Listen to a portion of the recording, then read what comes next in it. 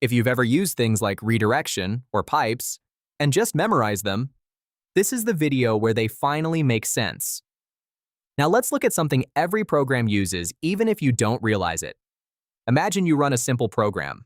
It prints something or reads input. Seems simple. But inside the operating system, this is handled very differently. Everything is treated as a file. So your keyboard, screen, and even network sockets are all accessed the same way. Now here's where it gets interesting. Inside every process, there is a file descriptor table.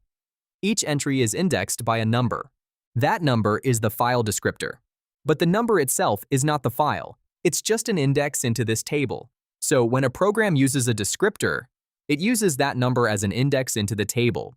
That entry points to a kernel file object, and that object points to the actual resource like a file, device, or socket. By default, every process starts with 3 file descriptors. Descriptor 0 is used for input. This is called standard input.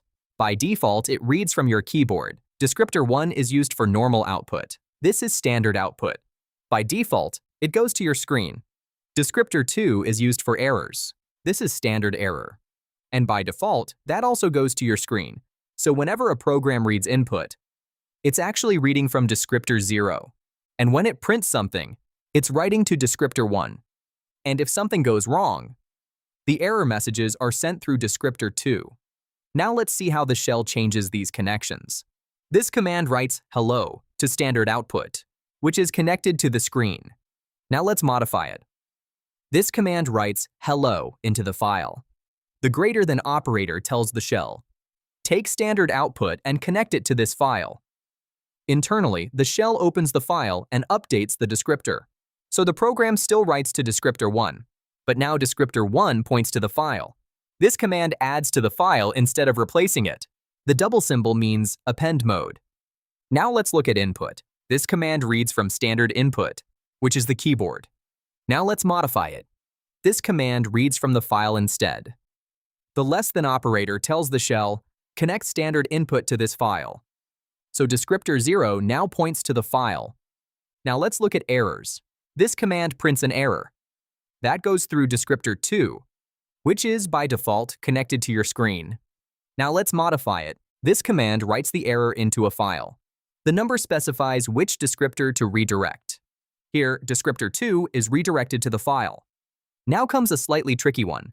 This writes both output and errors into the same file. Let's break it down. First, standard output is redirected to a file. Then the error descriptor is redirected to wherever output is currently pointing. So descriptor 2 is made to point to descriptor 1. That's what 2 to 1 means. Make descriptor 2 point to wherever descriptor 1 is pointing. Both descriptors now point to the same file.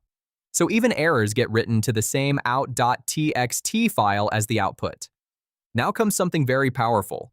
Pipes. This command counts how many words are in the output.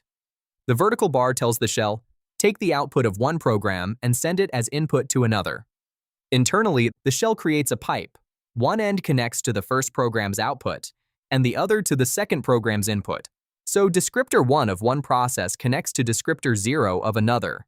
No files involved, just a direct stream of data. And again, the programs themselves don't change. They still read from input and write to output.